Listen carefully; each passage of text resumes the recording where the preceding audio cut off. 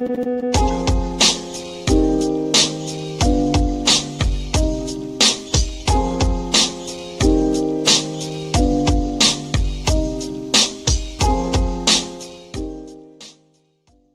what I feel, and I hope that the rest of you feel it too. As I posted on X, cryptically, but I only wanted the people who understood to understand it. I don't want everybody to understand it. And my post on X was just this. This is why. That's it. This is why. What I mean, of course, for the few of you who don't know exactly what that means, is that in 2016, when I decided to, I didn't know I was doing it at the time, but quickly I figured it out.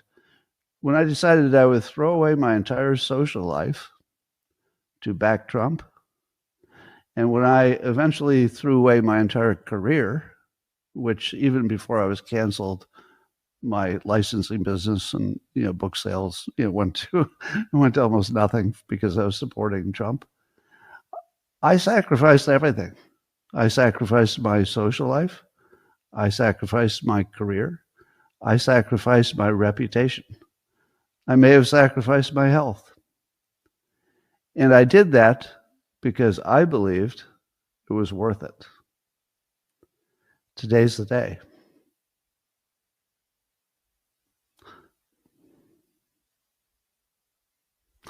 Today's the day.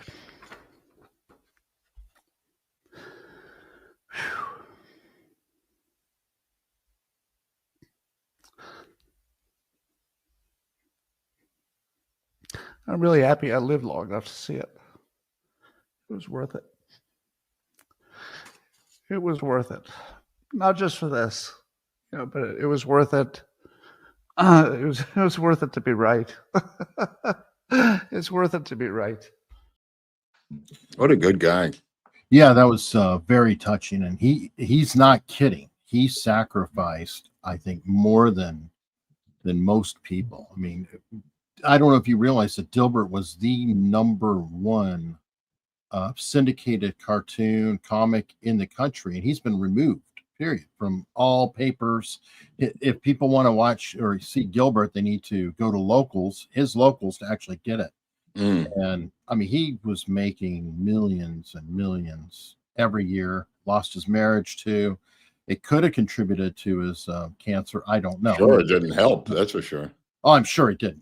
I mean, at least probably didn't help whatever immune system or anything else he might have had. But yeah, I thought that was pretty touching. Sadly, we'll see how it holds out. Things are not looking promising. Apparently, the Hamas spokesperson has already come out and said, "Oh, hell no, we're not leaving, and we're rearming." And I guess they deployed 7,000 troops to cleanse Gaza of their own people. Yeah. This is yesterday, so I mean, it's not like it's going on now. Public executions are taking place. Yeah, what this has happened before. What this is now is an internal civil war, a battle for power within that region there, because their heads have been removed. The leadership of Hamas has been decimated. So now you're going to have Palestinian Authority people and others fighting with them over power. They have been decapitated, Hamas, as opposed to reaching out. So they're reaching internally to do their inhumane treatment of others. Wow. Yeah, no, they're savages, bro. As soon as the world understands what these people are, it's mind-boggling that the West seems to not look at their videos, listen to what they're saying, watch what they do. The blind hatred of Judaism and anti-Semitism and anti-Israel fervor through social media has taken a hold on the necks of the Western culture. Obviously not all of Western culture, because there's normal people, but the younger generation seems to just be strangled with this through social media, Eric. It works. Yeah. I don't know. I don't know what the answer is. I mean, the European model doesn't seem to be the answer of policing it. But this other model doesn't seem to work either, of just unchecked propaganda nonstop, and paid propaganda, and paid or not paid. Just the overwhelming numbers. I mean, the people who support this Western culture, especially in the Israeli area, are just outnumbered 1,000,000 to 1 just in finger pushing of buttons. I try, because Tim Pool had a bit on this, saying that Israel needs to step up. You're outnumbered just in social media numbers 1,000,000,000 to 1. It's hard to step up, unless you want to get into bots, which they probably have. But that might be the only way to compete in social media, Eric. Yeah, I don't Messaging, know. I mean, in messaging. And what is it? What is Jewish percentage of population? Like 1% of the world population? Yeah, it's insane. We can't possibly compete against this. I don't know, but I'm thinking it's just gotten worse. I mean, it wasn't this bad in the 90s and the 80s, even the early aughts. It's just going completely. People saw what Osama bin Laden had done to New York. And even though there were some Palestinians dancing on the roofs of some apartments in Newark and in the Middle East, and we saw footage of this, for the most part, everybody rallied together as a nation because we were attacked by terrorists. Well, they're not going to stay where they are, folks. We saw that on 9/11. That's just wishful thinking. These people gave up a lot of lives over there to fight this battle, and if they could, they'd be here tonight. In terms of terrorism, and they have infiltrated through our open borders thanks to Joe Biden, and there's plenty of sleeper cells sleeping around waiting for the go. I mean, look what they had to do for 9/11, Eric. They had to get these visas, they had to get schooling at airplane schools, and they had to lay low for a while in San Diego and Florida, other places, until they got the green light. A lot of that's not necessary anymore. Yeah. I mean, this is true. Now, in the moment, I mean, the math doesn't work in my head. It never has worked in my head. I think it's like 2,000 Palestinian prisoners, killer. Pretty much they emptied the jails to send them back to where they could kill more people for 20. Which is some incredible math. I'm not sure, it's always like that. I know it always has been, and I'm always kind of befuddled when people are talking about how lopsided and how the disproportional things are. It's like, well, what could be more disproportionate than 20 hostages who are just literally innocent? They're going around, they're at a party, or they're hanging out at their house, and they're grabbed. That's what, for 2,000 people who have committed, I think, proven crimes. There's a family up in Boston. I don't want to tell you their name, and they sent their son to Israel for vacation, for holidays, and he was executed on a bus by a Palestinian terrorist, shot in the middle of his forehead and killed. That guy who killed him was one of the people released yesterday in part of this hostage deal. 1,900 of them for these 20 innocent victims. The people released, for the most part, are of that ilk. And this has happened before, and people have discussed here and there, of having a no hostage policy or a scorched earth policy if there is a hostage situation. And this has been bandied about for decades of what to do about the situation, because they have used this system, this asymmetrical warfare, going back to Entebbe, going back to the PLO, going back to the hijacking of planes. This has been their method of operation since day one. And Munich, 1972, the massacre of the Israeli athletes on ABC TV live. They have utilized this with Western sympathizers since the 1960s. Back then, it was funded by the Soviets during the Cold War. They had backers, for this, but now it's perpetuated by just pure hatred, and even the Arab countries are rooting against them, Eric. Yeah, certain, I mean, certain I outcomes. I encourage you know what, in the comments, go for it. Try to explain the math of 100 to 1. Yeah. 100, we'll just say felons to 1 innocent. Well, And one and side tell me how that values works. life of their own people beyond anything on the planet Earth, and the other side, the value of their lives is in the afterlife. You've got a cultural schism here, where the value of Israeli life to the Israelis is beyond comprehension. And even getting the remains back is beyond comprehension. And the other side knows this. It's a complete cultural schism where the other side are complete savages, and the other side are Western liberal Democrats, or I mean Democrats with a small d. And it's an imbalance of two cultures. And we should personally, I feel we should understand, or maybe I'm speaking from my perspective, but I was in the military, and one thing that you could say about the military is they do give an extreme damn about bringing everybody home, even in a box, getting remains or whatever. A lot of soldiers lose their lives to pick up somebody who's down to make sure that they get home. That is a compact that the military has with the country. So I can relate to that with Israel, and I feel like that's an American. It's a Western, cultural, it's a Western Judeo-Christian belief. You're right. And you're right. That's what links us to them. So. That's what links us to these other countries that are in our sphere, is the Judeo-Christian belief system. Yeah, it just saddens me, but Trump, did really. I mean, look how Trump has broken so many people's Trump derangement syndrome now.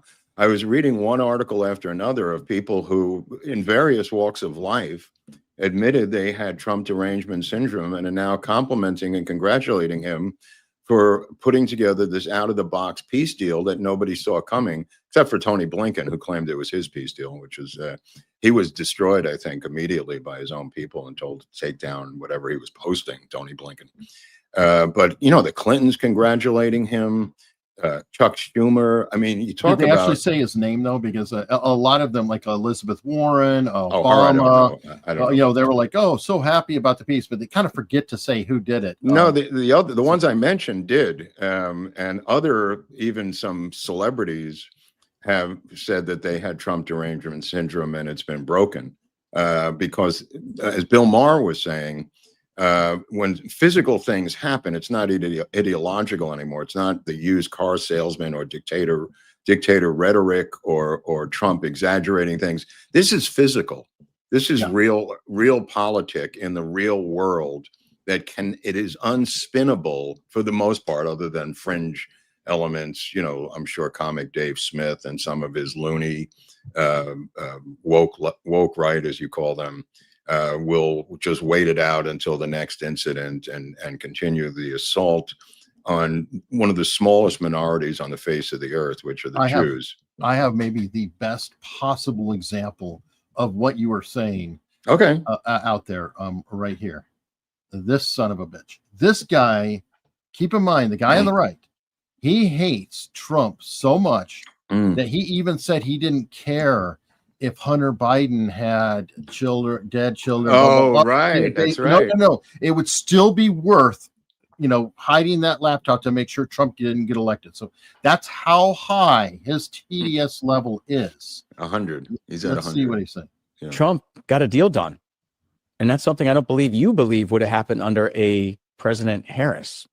It pains me somewhat to admit this, but yes, he's certainly been good for the Middle East and for Israel in a way that I don't think there was any reason to expect Harris to be good. And Biden certainly wasn't good, apart from the first few weeks after October 7th, or maybe a couple of months after October 7th. Trump got a deal done.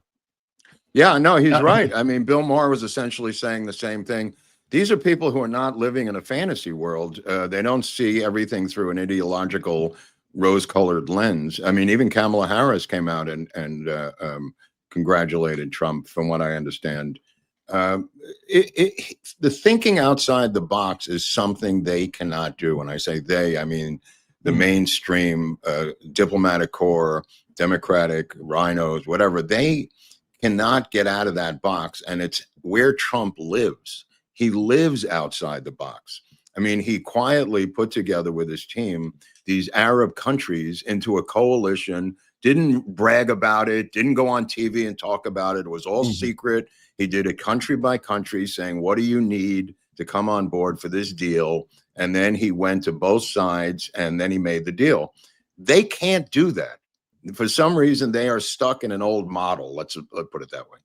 The other thing that so far has played out, and we'll see if it continues, they were talking about it this morning on Two-Way, and I think it's a valid point, is that nobody's coming out and saying, oh, and then we did this and we did that, and this is how clever we are. They're all shut up. They're locked in like, this is a black box deal. Well, we did everything together. It's power through and strength by the leadership, which they don't have on the left because it's a different model.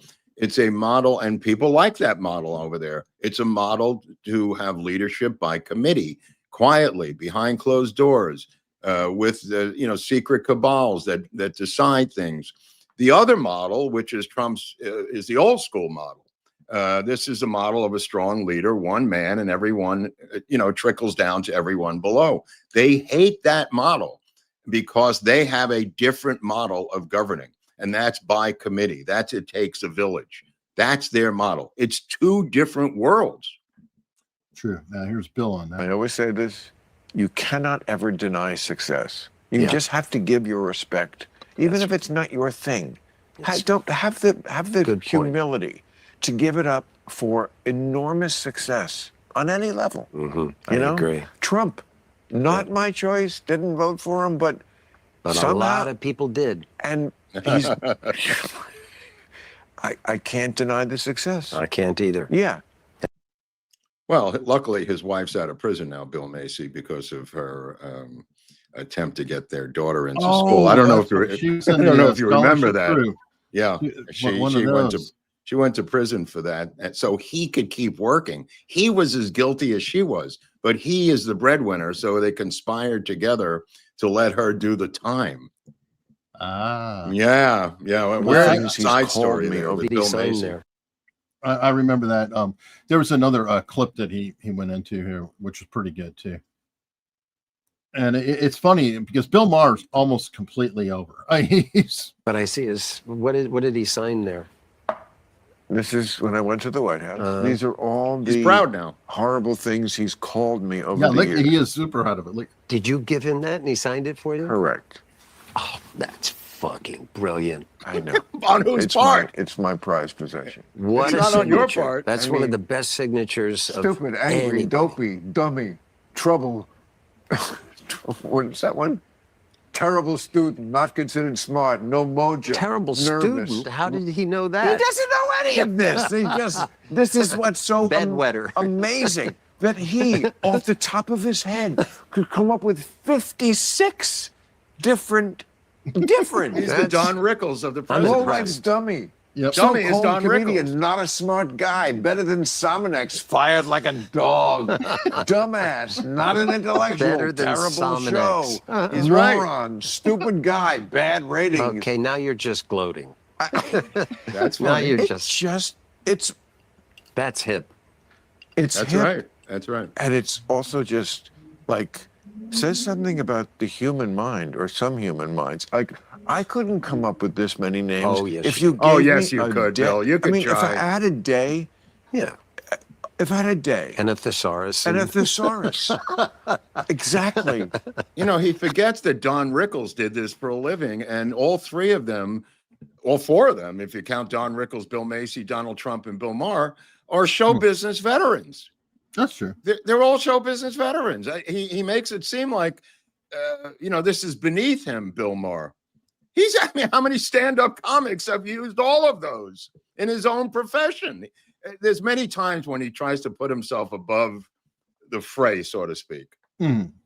Well, I think that he may have, he might be getting out of touch with it. Like it's so rare anymore. Yeah. If you look at the state of comedy now, it's nothing like it was. We're way beyond the glory days. I mean, it's now. That's why I started that channel, because I wanted to go and look at the glory days, Eric. Speaking of which, who's coming up tomorrow? Oh, tomorrow is this. This is a special thing we're going to do every once in a while called This Week in Showbiz History. So we look at take the week and we look back throughout showbiz history to see what happened, and we analyze it. Yeah. Okay. Cool. All right. Well, speaking of history, this literally just broke. Well, right before we started, or I just saw it.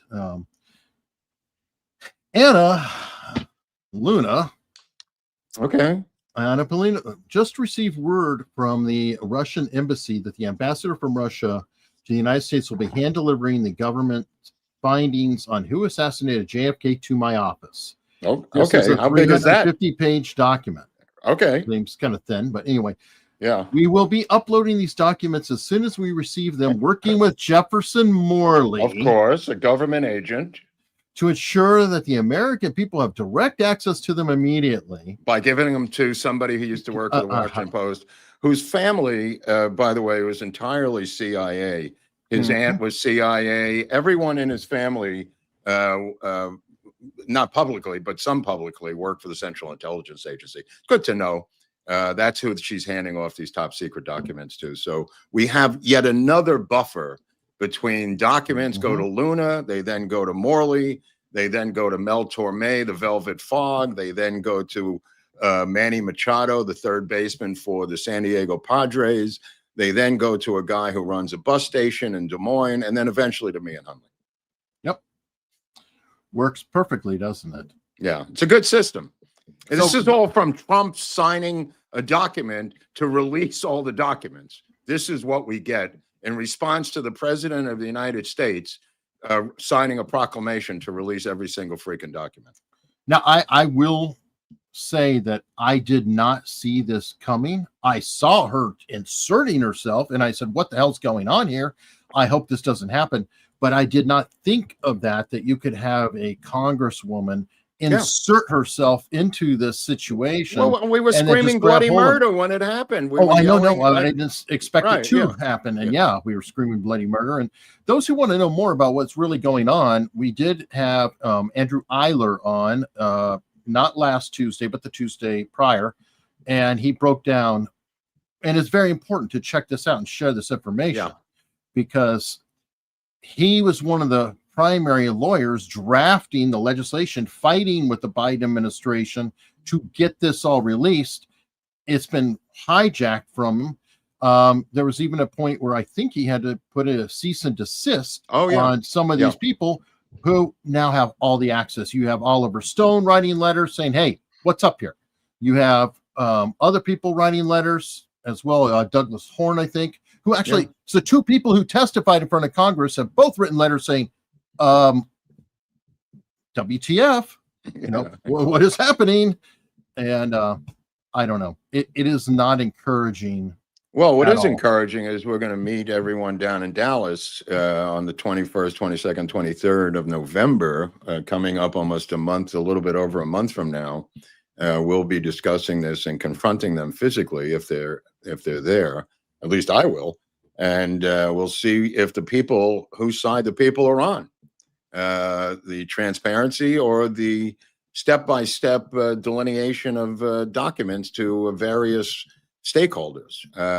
I try to be in the first category, but here's the poster for the event for people who haven't seen it before.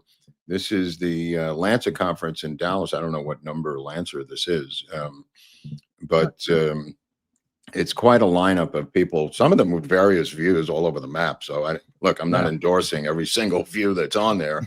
That's for sure. Can you say Mark Shaw? Tell me if you didn't see that name, you went, huh? Yeah, okay. I know. I can't endorse all these people, but I know some of them are great. Some of them are great. A lot of them are fascinating, and some are dingbats. But you can cherry pick what you want and see what you want and go to what you want. But at least there's a conference to have the ideas all under one roof. And if you can't make it under the roof, you can do the virtual speaker route and stay in your own home with your dog and your underwear and not have to leave Des Moines. Or Norway. Or Norway, for that matter, if it's too far away.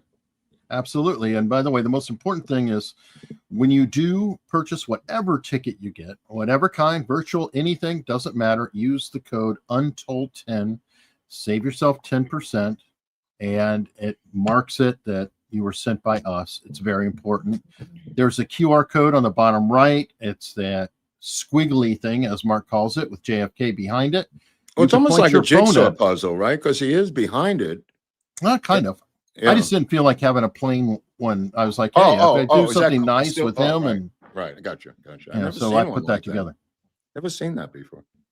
Yeah, I just think it's a cool feature. Adds a little bit of pizzazz to it. It's about JFK, so hey, why not? But I hope you guys consider going. And as far as the transparency, where we're talking about the argument, it frustrates me on just very basic levels. I don't think it's a big deal to put all the files in one place, and then you can have all the congressional hearings in the world. Right. Morley can have all the copies. Right. Everybody can have their own copies. Donald Trump did not sign an executive order to send the documents to Jefferson Morley, a former reporter for the Washington Post. I don't remember reading that in the actual proclamation by Trump. I could have missed it, though. And I think that, when I have to look at the executive order, I think it even said it was supposed to go on that site. Yeah. I think it was in the order itself. Yep. Which is just, well, they've tried different excuses: shutdown of the government, cut back on employees by Trump at the National Archives, leadership problems. They've tried a bunch of different test cases to explain why the documents aren't going onto that archive website for us. Yeah. Meanwhile, somehow Tulsi manages to get RFK out there. Yeah. MLK out there. No fuss, no money. As a matter of fact, people just start screaming, "What? Oh, you put her out there." So no, I'm going to say bullshit. It's Luna and Morley, and they've inserted themselves. So I think Marco Rubio has got to step up here and take those documents from the former Soviets and from the Russians. This is a State Department situation. He is the head of state. This guy, whoever he is from the Russian Federation, should turn these documents over to the Secretary of State or his office and let him go through them and put them up on the National Archives website, of which he is apparently in charge of, Eric. I agree. Yeah, he is. Not only that, though, the one thing of note, and somebody to their credit on X did comment too, 350 pages. Really? Right. Apparently there were truckloads in the 90s when Norman Mailer went over there. And others, there were truckloads and truckloads of documents. This is probably a synopsis. Yeah, is what I assume it is. But it might be footnoted. It might have some, connections to the documents. It might. But I'm just saying, there's no way in hell that's a thorough. No. I think it's probably a synopsis of what they have. If it, it's in other words, the Warren Commission book that they give in the file footage is not the 26 volumes. Remember, in the file footage, the news clips, you're seeing the Warren Commission in that summation book. This seems like that's what they're doing. But I don't know, because he's giving it to a random congresswoman from Florida, for Christ's sakes. Yeah. Why doesn't he give it to Adam Schiff? Maybe that guy could look at it for a while. Or some congressman from the middle of Kentucky. Yeah, I have no idea. It is so freaking bonkers. Wow. It is so bonkers. All right. So the thumbnail, the show today, essentially, congratulations. We are now entering into week 3. Yeah, what does this mean? I have been paying attention to what's going on. Have you followed this, or what does week 3 actually mean? This may be the longest shutdown in history. Okay, but what is actually shut down, though? Does anybody know? Or well, what shut down is, for one, all the military. All I keep hearing is what's open, but maybe you know more. Okay. There are salaries that are not being paid now. Oh, okay, left and right. That's different. And that was including the military. Trump has instructed the Pentagon to just find money and pay their salary, period. Which has gotten the Democrats upset, which I find kind of amusing, because apparently the Democrats are so upset about this that they want to to sue Oh boy. over, because Trump is redirecting funds from other stuff to get military salaries paid. And Dictator. This is what Johnson has to say about that, because the Democrats are pissed. Look, my understanding of this is they have every right to move the funds around, duly appropriated dollars from Congress to the Department of Defense. There were some R&D accounts that had not been spent, and that's my understanding is that's the money that's being used to pay the troops right now. If the Democrats want to go to court and challenge troops being paid, bring it, okay? Bring it on. I'm grateful for a commander-in-chief who understands the priorities of the country, the necessity of national defense, and the urgency that we all feel and have voted for 8 times. Republicans have voted in Congress 8 times now between House and Senate to fund the troops and pay federal workers in all these essential jobs and agencies because we understand the necessity of that. Meanwhile, the Democrats voted 8 times to block their paychecks. I'm grateful we have a president who is willing to step up and do the right thing. Thank you all so much. Well, it's not stolen valor, it's stolen dollar. Yeah. I think that it's definitely a good move on Trump's part. Now, what was interesting is I'm curious if you have a guess who this might be. Before they went and found money at the Pentagon or something, somebody offered to help out. Whoa. Shutdown, you have the money to pay the troops on October 15th. Okay. How is I actually have a man who is a very wealthy person. You'll know that when I tell you this. Who called a donor, a great gentleman, and he said, if there's any money necessary, shortfall, for the paying of the troops, then I will pay it, meaning he will pay it. How about that? I said, look, we're not going to need it. We're going to take care of our troops. But this was a position that's being forced upon us by Democrats. And all they have to do. Wow. What do you think it is? Musk or something? That's what I'm thinking is Elon Yeah, it must Musk. be Musk. It must be Musk. The fact he didn't name him and he was very, very specific, but he also buttered him up to such a degree that, that's something Musk would like to hear. And How about he got rid of that move. guy who had the fight with Musk, by the way, and replaced him? I didn't see what happened. There's a guy in the White House who's in charge of protocol and hiring, and he some sort of a rhino, and he was the one that got into the arguments with Musk, and Musk got in almost a physical fight with the guy. I don't even remember this, like 4 months ago. He was fired yesterday by Trump and replaced by a close Trump ally. Okay, I vaguely remember when they supposedly, and Besant got into it as well. But it was this guy who was taunting Musk, and that was the guy that showed up at the Charlie Kirk funeral that somebody had said, what was it? I forgot who it was, but somebody tweeted out that I'm so disturbed by what I see in this picture. And it was because that was the person who had split apart Musk and Trump. So I vaguely. Yeah, that guy was fired. That guy was fired and not fired. I take it back. He was given a job as an ambassador to somewhere like Albania or something. Okay. So he was promoted like the former national security. I don't know if that's a promotion, but no, that's what they said. The national security advisor was promoted to be an ambassador to the United Nations. Remember that? Yeah. It's an old technique, though. It saves face for everyone all the way around. No, I was in the military. Again, I'll circle to that, and it's one of the big problems. How do you get rid of Sergio Gore? Thank you, chat. Anyway, how do you get rid of problems? Sadly, you promote them over to another area and you're like, well, they have to deal with that person. I don't. And it is a complete nightmare. You have it in corporations too sometimes. Move up. What's that? It's called F up, move up. Okay. So, all right. Well, while we're talking about, people having to give credit to Trump, there's one way the left can do it that's been proven out here. Time Magazine. What did they do? Well, they managed to give Dan Scavino is the guy who replaced him, by the way. Okay. They managed to give Trump the headline, and they gave what is that the worst picture. What is that picture? I've never seen a photo like that before. It's horrible. And that's the whole point. I mean, Trump's pissed about it. Everybody. I mean, how many pictures are there of Trump out there? A billion. And this doesn't Never even, seen one like that. right. And it doesn't even really look like him. No. At a glance, would you know that's Trump? Well, you know it is, but not at first glance. You have to kind of look at him. I make a prediction. Time will replace it within 48 hours.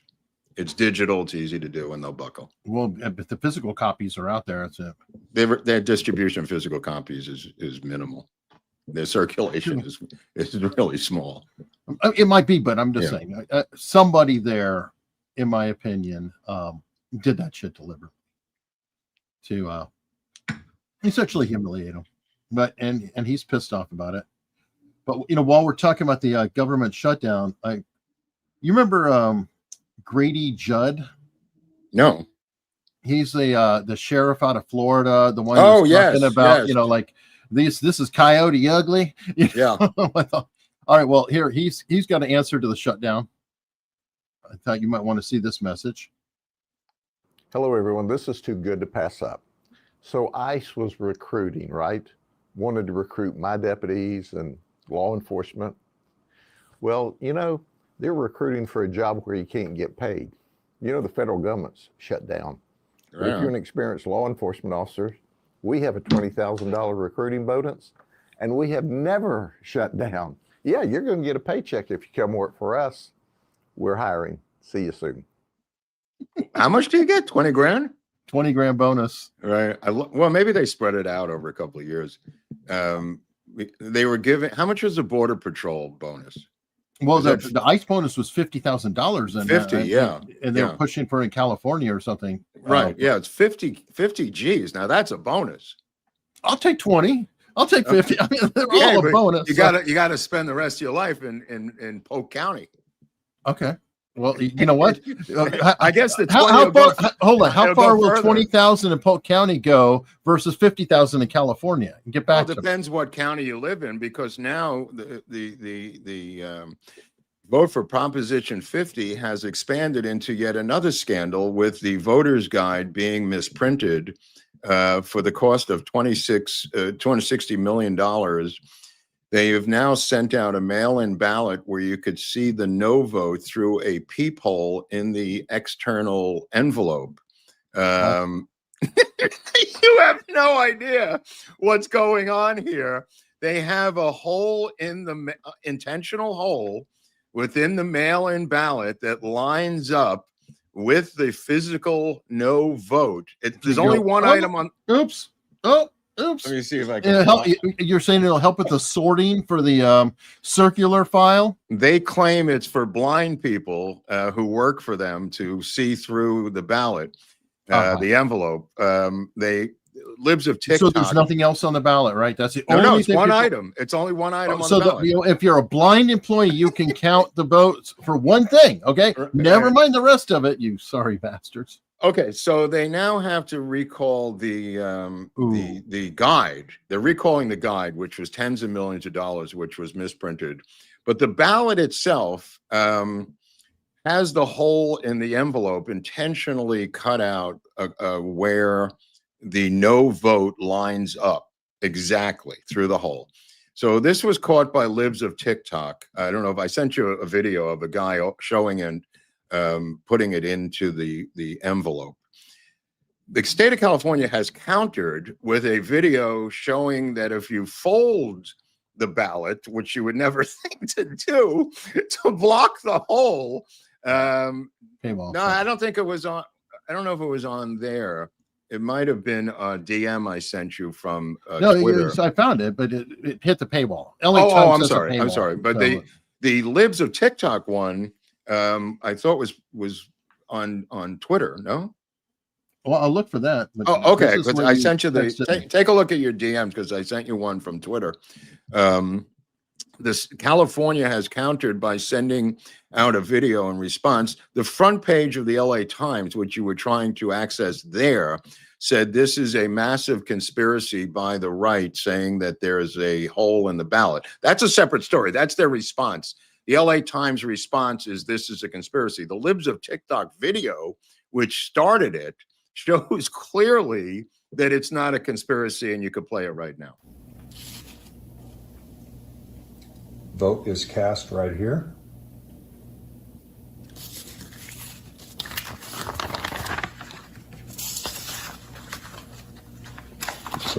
in this way.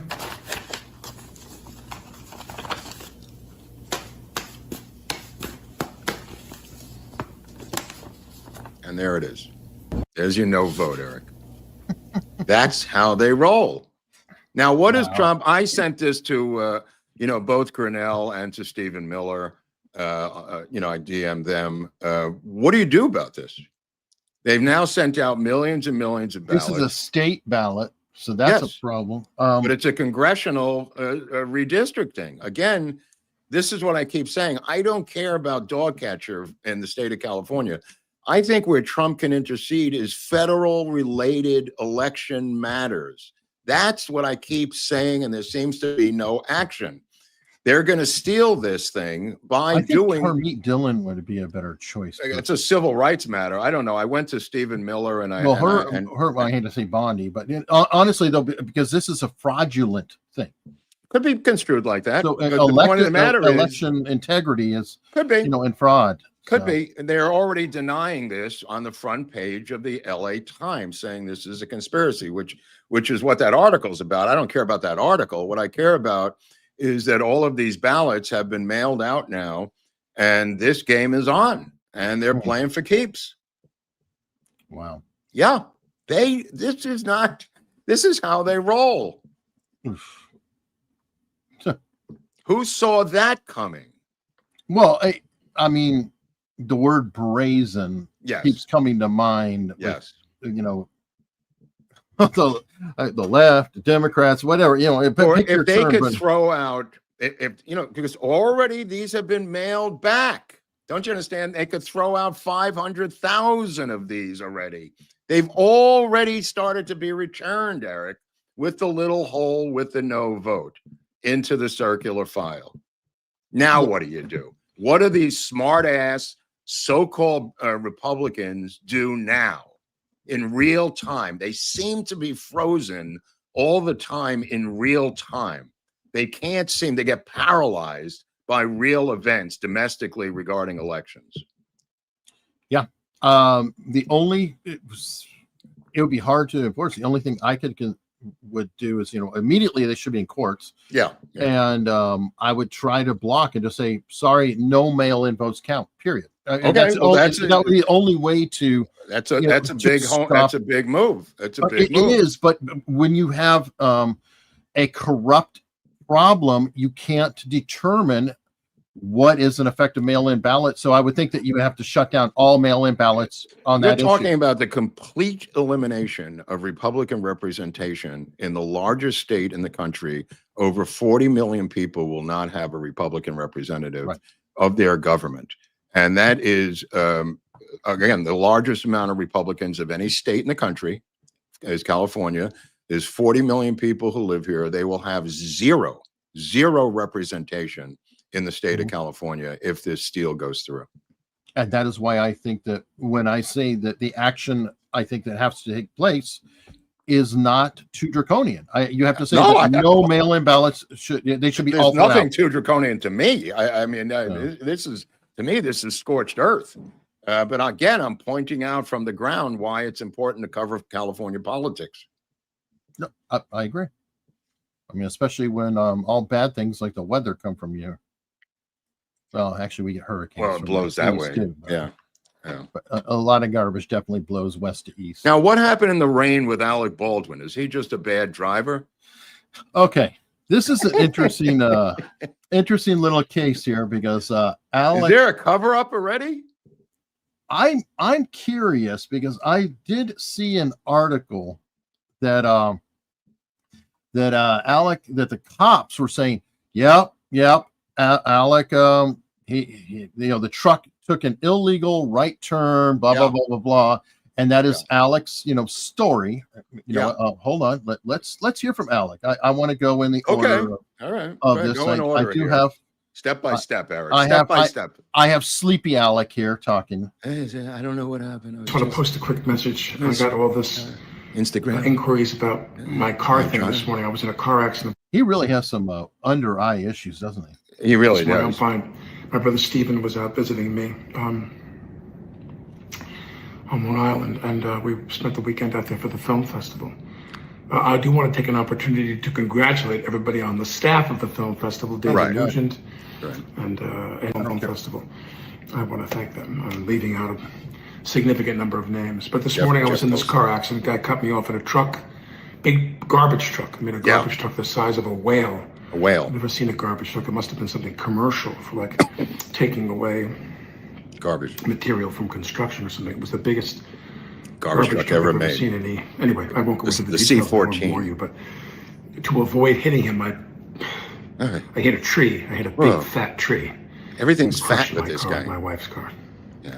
I crushed my wife's car. I feel bad about that, but it's all fine, and I'm fine, and my brother's fine, and blah, blah, blah. Congratulations to everybody on the film festival. Great work. Thank you to the East Hampton Police Department, the town Incredible. police department. Another donation is in the way. Yeah. Okay. So yeah. Thank you to the police department. The East Hampton So- Police Department, who will be now under federal scrutiny by the Department of Justice. I think so. And the reason there why they another might angle? be Is there another angle to this story? There might be.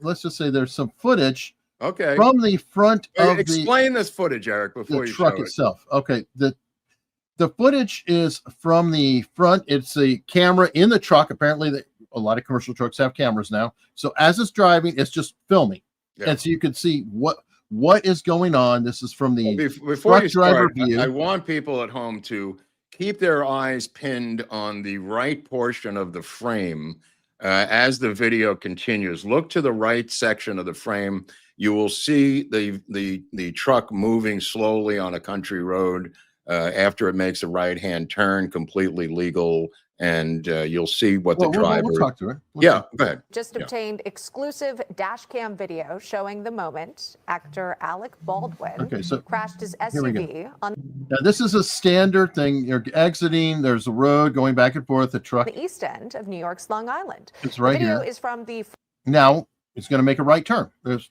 normal, right? I mean, we've done this a million times. Totally front-facing normal. camera on a commercial truck. Nobody's coming. You're seeing the truck Here we go. here making what's believed to be a legal right turn, and then Nobody's even everywhere I've ever around. seen. Yeah, that's a proper No one's right turn. even around. It's kind of empty highway, country highway. but yeah. it slows down. Seconds later, Baldwin's SUV is seen hitting a mailbox and a tree off to the right side of the truck. The actor, an outspoken Oops. So, Trump hater, claimed on social media that he was driving his wife's Range Rover with his brother Stephen Baldwin in the passenger seat. He said he was trying to avoid hitting this truck, so he veered off the road into the tree. Does not appear, though, that anyone was injured in the crash. That truck was literally just driving, illegal, and now it did go to the right slightly, A little but bit, yeah. it probably was going to pick up a trash can or something. I don't know. I mean, Or trying to allow him to pass on the left. You know, It could even though be. it was double yellow, he might have been right on his ass. you know what? Good point. But let's look at the road here again. Okay. Yeah. There is a shoulder, and there is the road. Yeah. So why were you on the right at a high rate of speed there, Alec Baldwin? I think he was trying to Because pass him on the right. He absolutely had to be, because there's no reason for him to be going that fast by him to hit the mailbox and the truck. So Yeah, he looks like he's doing about 40 going by this truck that's doing about 15 miles an hour. He probably was in a hurry, and he said, look at this. I got to get past this truck. I'm important. I'm Alec Baldwin. And he tried to pass him on the right. now it is possible, because I did see the truck did shift a little bit as But we he's watched shifting it. at like 5 miles an hour, Eric. Oh, I know. Oh, but I'm just saying that the truck might have been like, who's this asshole on the right? Oh, that I assume happened afterwards. That's for sure. Well, right here, because this before, and Baldwin shouldn't have been trying to pass on the right. I think the truck might have helped him. Is it double yellow? Is it double yellow line? On the left. No, I'm saying, is the line marker double yellow? On the left, yeah, but on the right, it's illegal to pass on the right. No, I can't pass agree. on the I'm shoulder. just saying, But, I didn't study the center line. Is it? I'm Yes, assuming it is. it's double yellow. If you start the tape over, if you may It's see definitely double yellow. I mean, okay, it's then forget that. double yellow. Right. Okay. Then there's nothing you could do about it. But if you start at the beginning of the tape, I think in the upper left-hand corner, you may see all the way back in the left-hand corner, Baldwin's SUV. At the very beginning. Right there. Right there. Well, we're not looking at it. You are. Oh, no, I'm sorry. I didn't. I thought I had it up on the screen. Right here. There it is. I Yeah, think there it that's- is. That's what I saw this morning. Now this is going to come up. Now he's right there. Look where he is now. So I mean, this right-hand turn is completely legal by this guy. Yeah. Oh, yeah, it is. I mean, now, I could see totally seeing as Baldwin is here, he's probably busting ass. The truck pulled out and turned right, and Baldwin's like, "You son of a bitch." Well, again, this is a lunatic out of control in American society. Once again, whether he's shooting people on movie sets or fighting with paparazzi or getting into car crashes, it just never seems to end with this dry drunk. Yeah. So anyway, fun guy. We have gotten so much news out of this one American citizen. That's true. He has given us so many news items. Not that we're even looking for them. No, I mean, I'm kind of tired of the guy, honestly. Yeah, me too. It's like, can you just fade on out? It's just impossible for him to do it. Oh, what a putz. All right, so I want to get your take on this because I'm not sure where I stand. Some of it makes sense. I'm not, I need more details, but the Pentagon is laying out new rules. I saw that. Yeah, on who's allowed to cover. Yeah. And it's an interesting mix that, it's not only the New York Times, AP, you'd expect that, but then the Newsmax, which is generally very sympathetic to the government, is also upset. Well, do you want them running around unaccompanied through the massive Pentagon? That's what my takeaway was. Part of the restrictions is you need somebody to walk with you. Right, which... Is that too much? I don't understand the problem here. Well, that's where I'm kind of confused by, because right now I don't believe they have unimpeded access to everywhere in the Pentagon. Now, I don't know the layout. I haven't been there, but I obviously, if there's a top secret area or there's this or that, then it should be sealed off. There shouldn't be getting into skiffs, but then they shouldn't be anyway. I mean, are they exaggerating the situation here? I have no idea that this was a situation until this morning. My impression is it's kind of like Congress, where they could walk around, go into an open office and interview someone. Mm-hmm. That can't continue. I'm sorry. You have to have somebody with you. I don't think that's too much. You can ask whatever you want, but I don't think you should have free, unencumbered access to the entire Pentagon. Yeah, I mean, that's crazy. I don't know that they actually do. If they do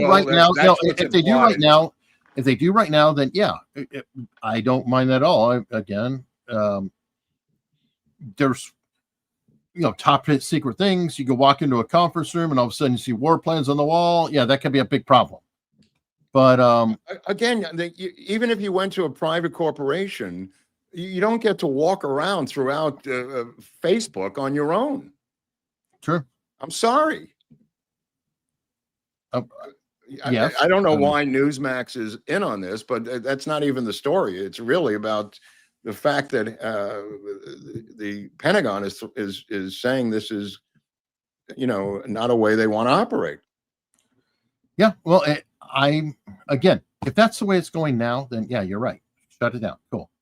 But if they already had to be escorting things and it's an exaggeration, then it is kind of odd. I don't know. I don't know. I think the whole story is a weird story. Today. It's a weird story. It happened today. And I figured you might want to take a look at it because I can't figure it out. I can't either. And I don't know, the full details. More will be revealed, my friend, as they say. More will be revealed. Now, on the other side of that, well, this has nothing to do with that, but it's a fun story for my neck of the woods. Letitia James. It's getting crazier and crazier. Well, her house is actually in Norfolk, which is the next. Oh, I didn't know that. Yeah. Is it? Let me ask you this: is it a criminal trap house? Could be. I mean, look who's in there. Yeah, these are wanted felons who are her relatives. Which, from the Department of, you can't make this shit up. Right. This is who's in there. She even looks like her. This one. Oh yeah. Oh, let me find it. Here we go. These two broads are on the lam now. I don't think they're sitting in the house now, but they're the legal tenants of her legal main residence. And at least one of them's a relative, dude. I'm saying that one looks like her. Yeah. Yeah. I mean, like, look at their rap sheet. Look at the rap sheet. Oh yeah. You see grand larceny, weapons, false statements, attempted weapons, convicted felon, nice, burglary, larceny, contributing my to Aunt Letitia is the Attorney General of New York. Yeah. So kiss my ass. Oh my God. And contributing to delinquency and abuse of a child, 3 charges. And that's the one who looks like it might have been three children.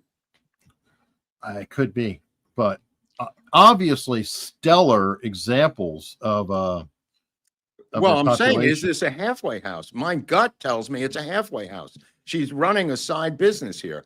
I believe this is what's called a halfway house, separate from a drug halfway house. There are penal halfway houses all through the United States. When you come out of jail, you go into a halfway house, 6 months to a year. I believe the scandal here is that she's using this as a business with the penal authority of the state of Virginia. I'm going to stick my neck out and take a guess here. That'd be interesting. Okay. I mean, no, I don't know if that's the case. I don't know. I never thought of that theory. But she's the New York Attorney General, not a meaningless. She's got a house that she owns, and I believe the fact that those tenants have criminal records is not a coincidence. I believe it's a halfway house, and if it is a halfway house, she's getting paid by the state. Wow. Yeah, that's why they're criminals. Too much of a coincidence. Maybe she'll be in that house later on. Well, it could very well be, After but this has all the earmarks of a halfway house. Wow. Oh, and the arrest was twice for assaulting cops. Again, I believe they got out of jail, went into this house, and then into the real world. Or they're just on the lam from a halfway house, which would be a parole violation. I once pitched a reality show called Halfway House. That's why I know so much about it. And it was a real halfway house with real convicts living in this house. And it's fascinating how they interact, which was the idea of the show. But I believe this may be a halfway house. Well, I'm familiar with halfway houses in terms of that too. Yeah. I knew somebody who was convicted of vehicular manslaughter. He was on drugs and served several years time and then had to serve like 6 months and a year, whatever, in a halfway house. And he actually opted to stay. Apparently there's the ability, and he stayed in the halfway house for like another year trying to make sure that he was there. So I feel like your drug world might coincide with halfway houses. There's two different things. There's drug halfway houses, and then there's penal halfway houses. They're similar because they're drug tested, and you have to go out and get a job and work and come back in there and live with these people and learn how to live with people. That's common between the two. But one is a state operation. The halfway house with drugs is a private spinoff of the rehab or a separate business, a separate business. So there's two separate things. They're both called halfway houses. They're run in similar ways, but the result with the state halfway house is if you violate the drug testing, let's say you test positive, or you don't abide by the curfew and stuff like that, you're back in state prison. So it's different than violating a halfway house for a drug rehab. Well, I understand, but his situation, he came from prison. Yeah, no, that's what I'm talking about with this house. I think this is a prison halfway house. It could be. I don't know. Interesting on that. Well, somebody else from New York who maybe should be locked up. What? Can't get them deported. Ma'am Donnie apparently took in $13,000 in illegal foreign donations. Interesting. We thought it was the Chinese last week. I got a tip that it was Chinese. Turns out to be the tip was correct. It was just a different part of the country. This is Arabic money pouring into Mandami's, illegal money pouring into Mandami's campaign coffers, not to mention his illegal appearance on NBC Saturday Night Live, boosting his campaign on a network television show. Hello, FCC, Brendan Carr, NBC now having a mayoral candidate of the city of New York getting free commercial airtime to promote his campaign. That may be time measure on that. That may be 100 or 1,000 times more valuable than the 13 grand that he got from these Arab countries or people from these Arab countries. Brendan Carr needs to really crack down on this. Well, I could think of a couple federal areas that need to crack down on it. Is Saturday Night Live and well, I'm saying his immigration and naturalization documents need to be examined. Wow. Oh boy. I guess they're going to let him walk into the mayor's office because his lead is not really changing. These maneuvers by Adams and others, it's not going to alter that. I said this from day one. This guy's the mayor. The only thing that could stop him is the federal government with Pam Bondi and Marco Rubio with the State Department. Well, it seems like there's starting to be possible ammunition where that can be done. Okay. I'd say, why not a twofer? Start with Pam Bondi and move it on to deportation. Like whatever they do, they've got They got 3 weeks to do it. So, you know what? Admit it. That would be the ultimate perp walk. Mm-hmm. If on election night there's excuse me, come with me. That would be crazy. It's funny because they're super aggressive, this administration, no doubt about it, but they're not bold. There's a difference between aggressive and bold. In other words, like Comey doesn't get a perp walk, but Peter Navarro does. You know what I mean? Mm-hmm. They don't understand the boldness and the power of it. They're really doing things by the numbers, which is fine, but they are not utilizing their full strength by utilizing the media and boldness in putting out stories that are much more aggressive. It's my humble opinion. Well, and the visuals. Yeah. I mean, the perp walk visual is something that would be haunting Comey forever. Again, probably nothing is going to happen in the end. I think we both agree. But if he got perp walked, he would at least have this humiliation for the rest of his life that he was perp walked, and we could play that footage over and over and over and over. It would be equivalent of the state of Georgia mugshot of Trump, media-wise and historically wise, but they don't have that boldness or cojones to do it. And it's frustrating, Eric. It's frustrating.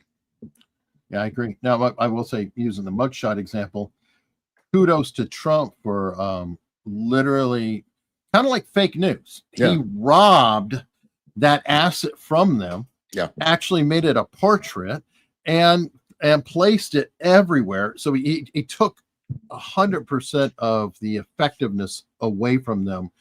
And I bring up fake news because many people may not remember, but the term fake news was from Hillary Clinton, if I recall, and laid on Trump as Trump is fake news when he would say things, and Trump just took it and just said, no, you're fake news, you're fake news, you're fake news. He flipped the script, yeah. Kind of like Trump is associated with the Obama birth certificate scandal. But that it came was actually from her. Hillary Clinton Yeah. who went after him and Trump grabbed hold of it. Yeah. So a lot of people don't remember that, or they may not be aware of that, but I find that to be amazing. Let me get some super chats here real quick. Speaking of Australia, we have Anthony Madison from Australia. I'll keep saying it. It's all Trump's fault. It's a theme with Anthony that that's the theme. Christopher Ebden gifted 5 America's Untold Stories memberships, which we definitely appreciate. And Donnie Girl, I saw this earlier. I don't know what may have happened with your eldest son. I hope everything's okay, and everybody, pray for her and her family for whatever may have happened. Well, let's see, the Milli Vanilli of News. That's it. Or Wellesley, the Milli Vanilli of News, is a new member. Thank you. It's quite the creative screen name. Pew Pew. Blue on blue, Mark. Nice. Thank you. Yeah, it's my tribute to Israel today. this Israeli blue. Okay. I didn't even think about that. Diffuse 56 has been a member for 19 months. That's Tractor Guy. You know, if he's got on that tractor, I don't know if he's in Oklahoma. You could probably make it to Dallas from Oklahoma if he's in Oklahoma or wherever he is with his tractor. I think he actually answered that later on. I saw it flash by. So okay. I think he's going to have to be virtual. I see what you're saying. Right. Doug Gardner said Paulina Luna is a bit of a disappointment, but sometimes I forget when she's in a swimsuit. Being a man and wanting truth is problematic. Again, this is a chick who came out of thin air, as Eric and I pointed out. It's not like she's a long-term sitting, like what's her name from Tennessee, the senator from Tennessee, or any other long-term sitting person. She's a new kid on the block and is doing this. Mm-hmm. Asserted herself well. Diffuse 56 gifted 10 America's Untold Stories memberships, which we definitely appreciate. And Amazing Disgrace. Trump is the most effective president of my lifetime. Imagine where we'd be without the unprecedented interference in lawfare. He's right. He is the most effective president, to his credit, in anybody's lifetime, possibly. Yeah, I mean, it's the sheer volume of stuff and the speed that he's going at, as we talked about last week. It's on steroids. It's just wild. It's definitely the most effective since FDR, it appears, because FDR did do a whole lot early on, but I wasn't alive, so it's like it's hard to compare because we have a recency bias. Can we compare him to call him FDR with legs? Maybe. FDR, but standing. There you go. Good God. And not the legal standing, folks. Stephen Greco. I watch every episode. Great work, gents. I'm cooking LBJ's chili recipe right now. I want to taste what a killer eats. Well, you could also, drink about 2 bottles. 2 quarts of Dewar's every day for about a week, and you really get the LBJ feeling. Okay. You can feel a moment of walking in his shoes. Yeah. And Christopher Ebden gifted 10 America's Untold Stories memberships. Thank you very much, Christopher. And let's see.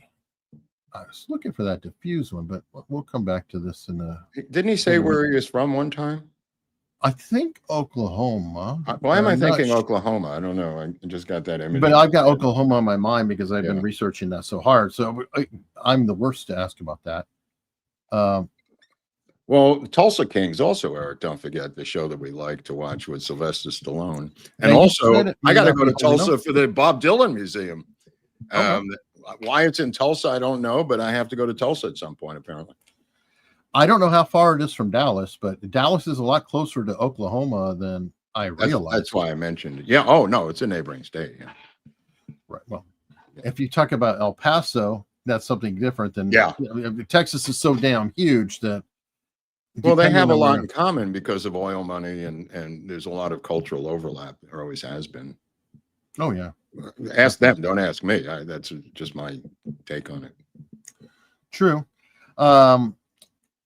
I think you sent me this one earlier. You got Pritzker, big boy Pritzker, suggesting Democrats may try to prosecute ICE agents. Yeah, the reason I sent it to you is it shows you an example of what we don't do.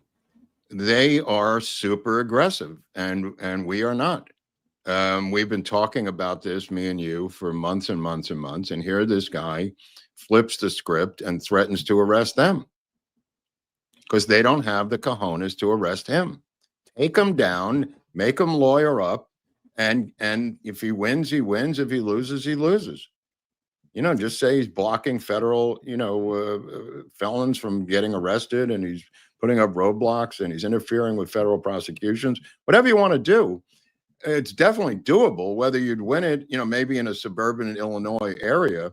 He doesn't necessarily have to be in the city of Chicago, this guy, because he's the governor. This could be the most red county in the state of Illinois. It could be, but I mean, I'm just kind of going, you try to prosecute. Oof. All right, good luck. I guess you can try to convict somebody in absentia, because who's going to pick them up? You've got an immediate Chicago problem. cops. He may have loyal state police. And what kind of situation are we going to be in there? So you have maybe in a jail. The police maybe going. They show up in a jail, and the state police say you're under arrest. And then what? The FBI goes in, or the National Guard goes maybe in, or the Army goes in. But they could ambush them on a random Tuesday morning and arrest them. Unbeknownst to any other federal agency. I mean, they could physically pull it off, Eric. Well, obviously, people can physically pull it off, but I'm escalating to the point where I'm saying you're talking constitutional crisis at this point. They don't give a shit. To you, it means something, and to me, it means something. They don't give a shit. Well, then they'd love to have a constitutional crisis. Anything's better than the losing position they're in right now. Then maybe go the other way around. Start with him.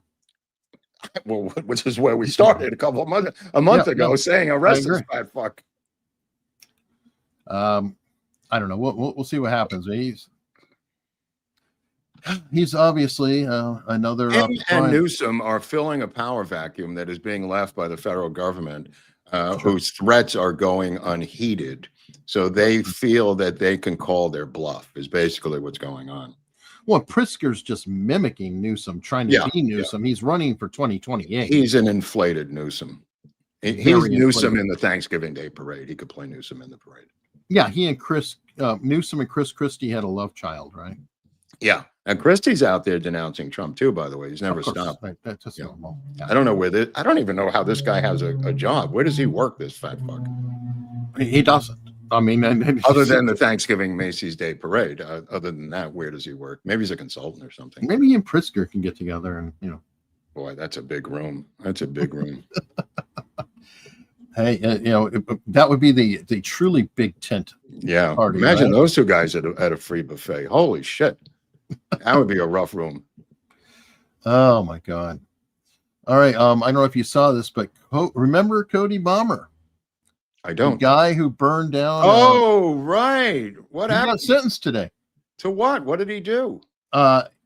25 to 50 years. He's Isn't the one that who burned down the surprising? mansion. Isn't that surprising? So the nobody was Democrats killed. take these crimes, like hitting a guy in the head with a hammer, who's Paul Pelosi, or starting this fire here, and they get the maximum ever given for these crimes every single time. On the other side, the Democrats, when these things happen, they end up getting 8 years in prison for other crazy crimes. Yeah, remember his smiley shot there? Yeah. Yeah. I mean, the woman who threatened to eliminate Trump and other people end up getting 3 to 5, 8 years. And when it's done to them, the penalties are draconian. What's that? What did Ruth get? Hold on. What was his sentence? Ryan Ruth. Oh, I thought he got like, he got 8 to 20 or something. Look, you'd have to look it up. I forget what the sentence was. Well, because I'm saying, let's compare. Yeah, You have an attempted assassination of the president versus a burned house. I thought, why not compare? What was the sentence? 7 years. I said 8 years. Yeah. 7 years in prison with 5 years of supervised probation. Right. Right. One tried to kill a candidate. My point, this is repeated over and over again. We're just using these two examples, but they're so draconian and so far apart. When something happens to them, they get them to get life in prison. The Pelosi thing was another perfect example. That guy was sentenced to 50 years to life for hitting some random dude in the head with a hammer. Yeah. Yeah. And well, you know what? While we're in Pennsylvania here and talking about let me tell you something. This is a side note, but this thing with Israel, this peace deal with Israel, one guy it may help in the Democratic Party is Shapiro. You think it'll help him? Absolutely. Why? Because he gets stopped. Because I mean, his chances of growing in the Democratic Party are zero because of the anti-Semitism. It just became 5%. Oh, okay. Well, yeah, I'm not saying it's not a touchdown, but at least opens the door to a future in the party that he's in. Okay. I guess that's all I'm saying. Yeah. He's a pretty big long shot anyway. You know, but the Fetterman has come out completely backing Israel, completely backing Trump on this, completely shutdown, and the shutdown, completely acting like a rational person who wears a sweatsuit for reasons that nobody knows. Sounding like the only normal person in the Democratic Party, oddly enough, is now Fetterman. Yeah, as a matter of fact, I had to bring up the shutdown because he's not only saying it, he is the Democrat and has been, who's voted over and over and over, versus Rand Paul, who of course has voted against it. So it's hello. You got the Republican that won't open the government. You got one Democrat. Oh, it's principle, Eric. He's a principled man, as they always say. Anything that Rand Paul does is always about principle, and everybody else can kiss his ass. You don't understand, Mark. He's a principled man. Yep, and Massey. Like, what did the guy get who attacked him? Remember that guy? Remember the guy who broke his ribs? Yeah. What did that guy get? Probation? Look that one up, Eric. I bet you the guy got nothing. Attacking a United States senator in an attempt to kill him. Yeah, good question. I do not know what he receives longer prison sentence, an extra 7 months. Oh, he was initially sentenced to 30 days in jail. Yeah. And then he got added, I guess, 7 months. So he must have done something in United prison. States senator attacked by a civilian, tried to kill him. That's what he gets because of the Democratic Party. Yeah. It's shocking. It really is shocking. Amazing. All the right. disparity is what we're talking about, people. That the disparity is shocking. Yeah. While we're on Pennsylvania, do you remember the Ellen Greenberg case? She was a Philadelphia teacher. She is either married or her fiance was a cop. She died of many stab wounds, specifically 20 stab wounds, and it was ruled self-deletion. Oh, that sounds insane. I don't remember this case. Yeah, it was in 2011. This is her. It's her fiance. Sounds and like you might have done very briefly show. Oh my God, all the that's locations. insane. Wow. I can't linger on it. No, anyway, don't linger. So she 20 times. That's a self-deletion according to the coroner? Well, they finally, the family has been fighting to get it open, to get it looked at, etc. Well, they went ahead and ruled on it again. Oh. It's a self-deletion. Oh my God. Thank God we reopened the case, because maybe somebody was roaming free who might have been an illegal alien who may have done this. So this is Philadelphia's chief That's medical their examiner. Soros DA, right? No, chief medical examiner. Who might be a Soros affiliate of the I have no DA. idea on that. The DA usually works with the coroner. I guess. I mean, it's a completely different department. But either way, quote, while the distribution of injuries is admittedly unusual, the fact remains that Ellen would be capable of inflicting these injuries herself. Really? Philadelphia's chief medical examiner, Lindsay Simon, wrote, the outlet said. She described Greenberg as a young woman suffering from anxiety. What? Yeah. What does anxiety have to do with all those wounds? I don't know. What's the this coroner's information, name? Lindsay what?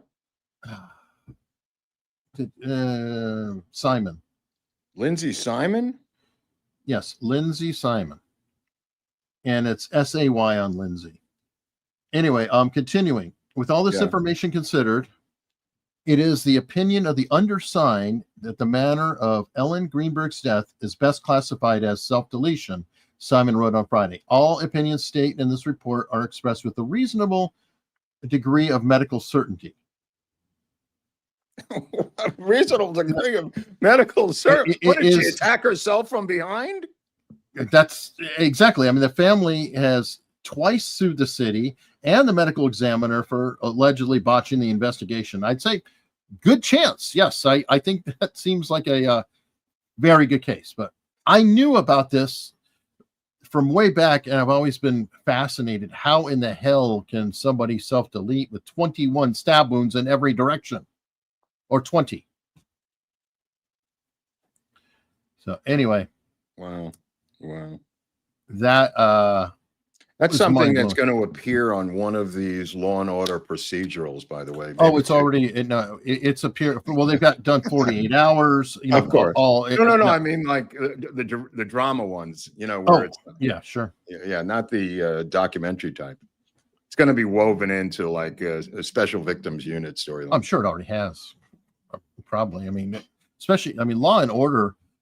They're torn right out of the headlines. 24 years old, and they tear it right out. Yeah, it's right out of the headlines. Yeah. That's why it works, because I mean, it's the news always changes. There's always a new crime, and you just go and you write it and move on. I had one of them call me up asking me about the Elliott Smith murder, and they were doing a tear from headlines. Not him, it was just rock star, blah blah blah. It's the same story.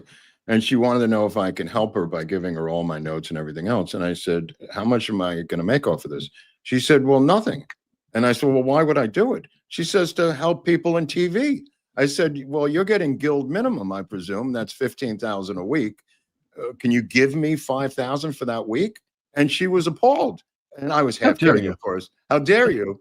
And I said, well, you're asking me as a journalist to give you all my notes and everything else to help you just happen to be in another medium. Yeah. I think you should just share the wealth. And that was the last I ever heard from her.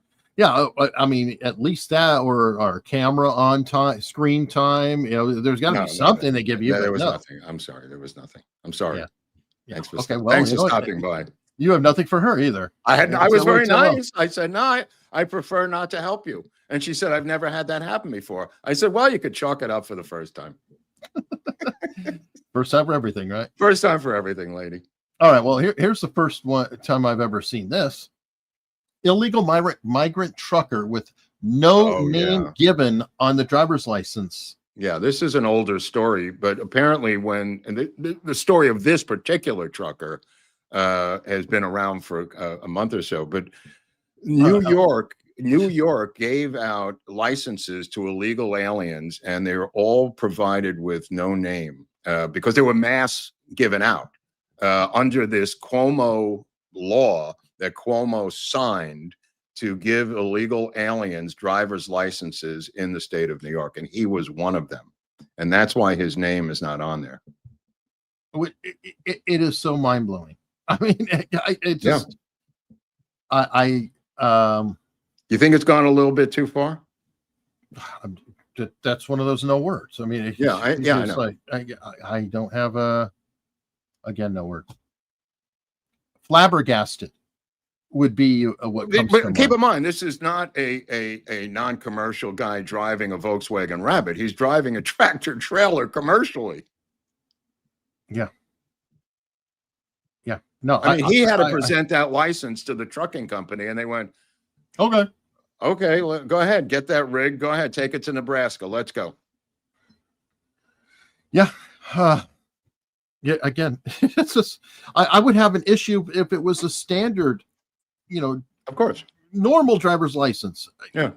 I'd have trouble if it was a damn library card, for God's sake. A commercial, a CDL. Yeah. What upsets me so much is, I mean, I know people, I have family members, and you have to study for a CDL. You don't just go right in a truck. There's a lot of work involved. It's right. Well, he may have done that work. I'm not disputing that he didn't do the work. But you can't just roll around with a driver's license with no name on it. No, I mean, anyway, I don't know. Now here's a story I just found hilarious because Barry Weiss has been hired by CBS, which we think is a good thing when they bought her free press. and guess who has came in? Which legendary journalist? Legendary journalist and scare quotes do you think has come in to comment on his concerns? Oh, I know who it is. I know who it is. What's the frequency, Kenneth? That's the one.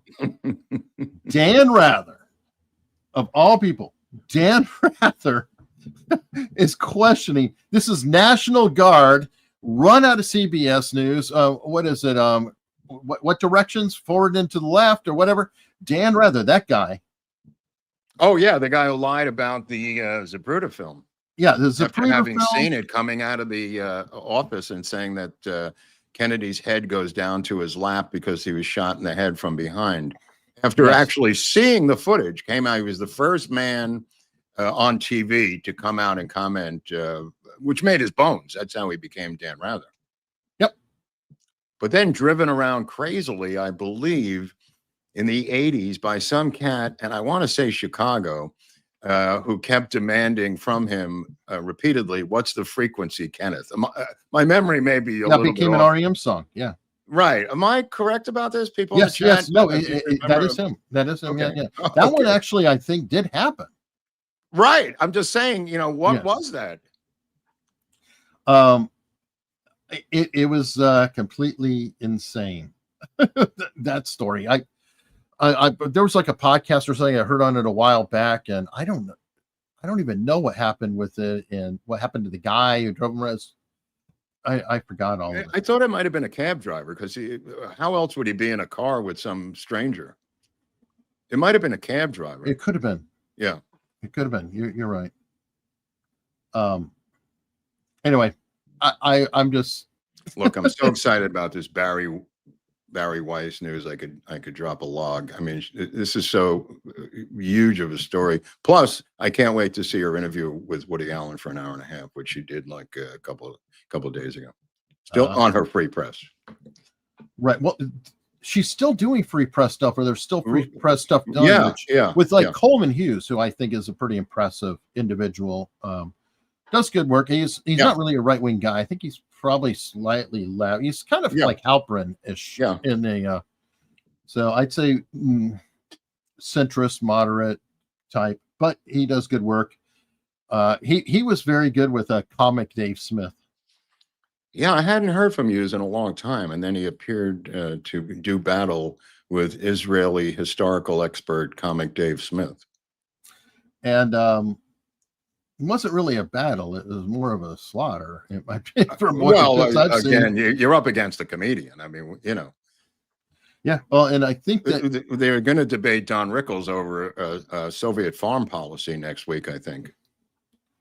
Yeah. Well, while we're speaking about, a whole series of these you could put out. Where you just go into these serious subjects with the most preposterous person on the earth. Einstein's I'm about to bring up an example. Okay, Einstein's theory of relativity debated by Pee Wee Herman. Or you could always have Cheryl Hines go into The View. Ooh, I can't even watch this. Go ahead. It has also spread a lot of misinformation, a lot of chaos, a lot of confusion, and I think it's just a very dangerous thing. I say it with the utmost respect. Some of it's good and some of it's not. That's the point. Listen, we all have different views here. Yes.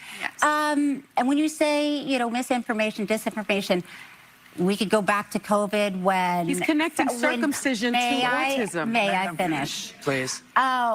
When Fauci people were saying when you get the vaccine, you cannot transmit COVID. It will stop COVID. And that was disinformation, misinformation. We were also still learning about it. It was a novel virus we've never encountered before. Right. Because now the doctors will acknowledge that it and Dr. Fauci. They were censoring Bobby because Bobby said, where's the science to show us this? And there wasn't any. But people attacked him and said, you're wrong. So it's like, let's take a step back. I know that's your opinion, and that's okay. Again, I don't know why she's on this show. I think she's going to be on Hamas Monthly next week in the Hamas territory. What is she doing there? I have to surmise that she's promoting a book. Probably. This is her with the lovely Joy.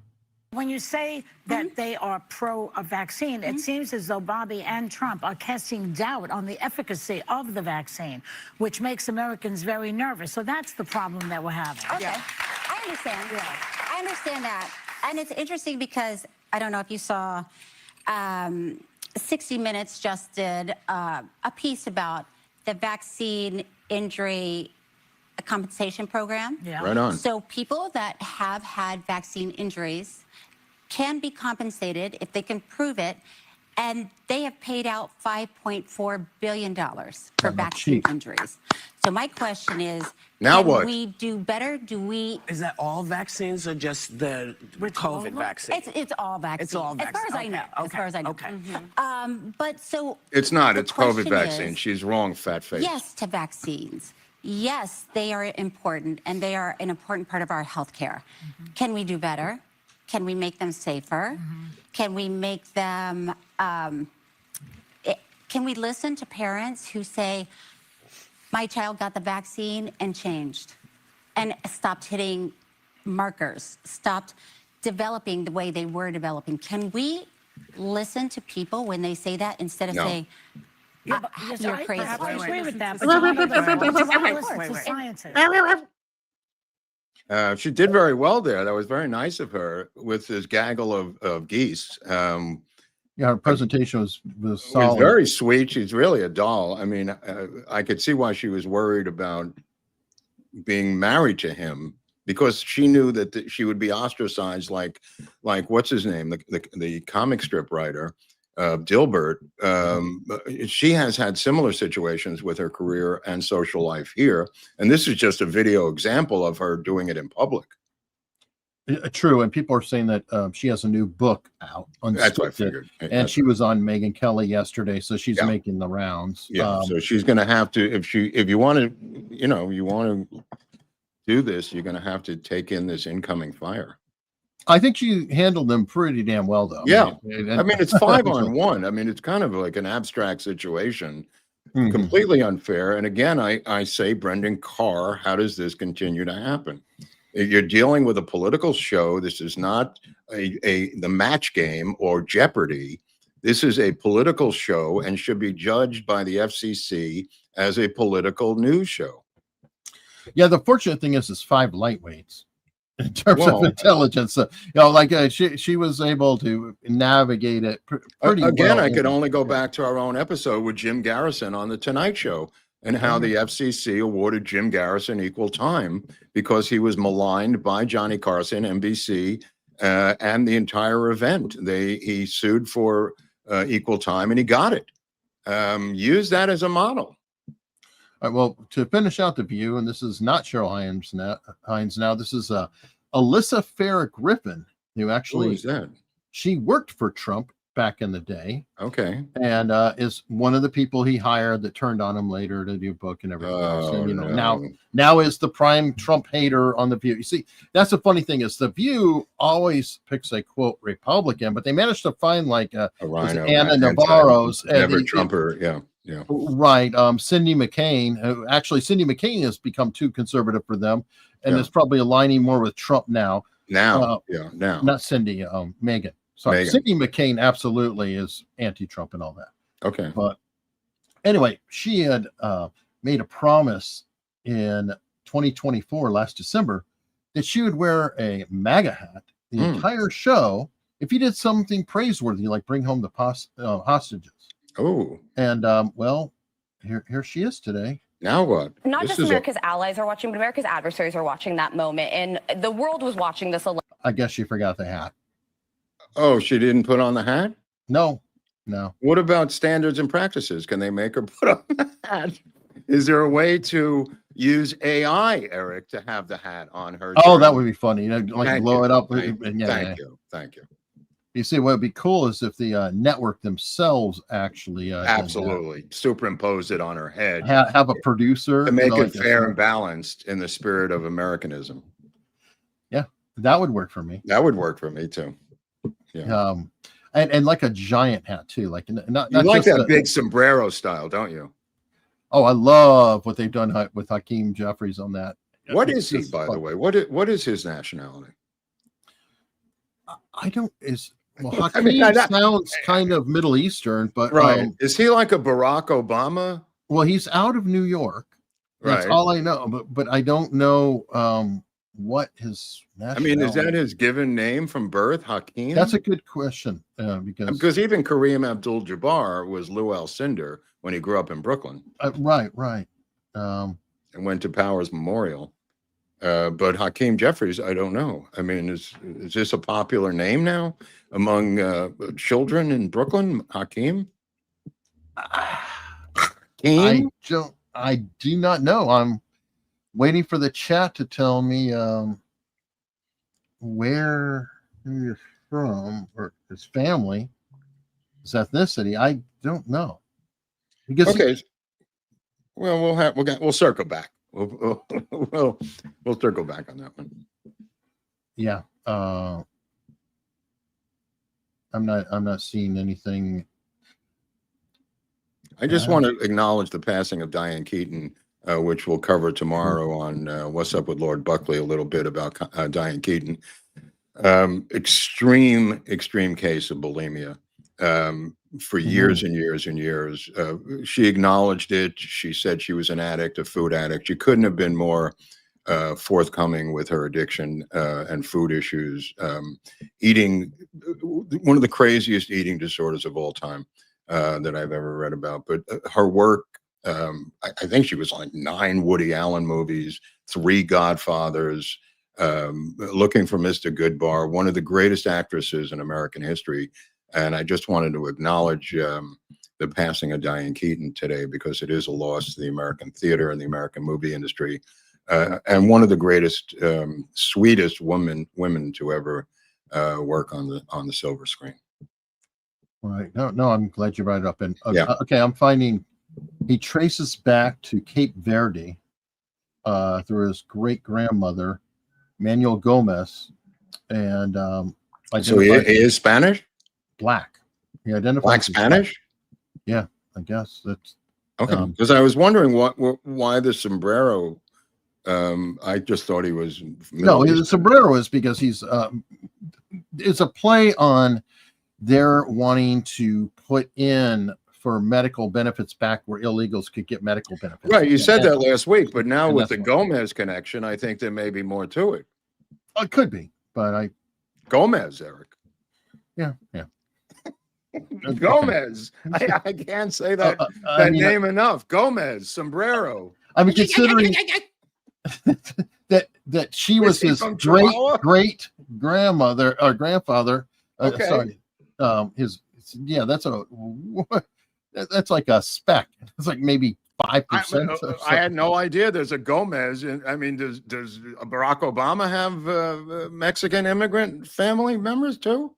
Well, I don't know if that's Mexican. Well, Gomez. Ask Al Gonzalez.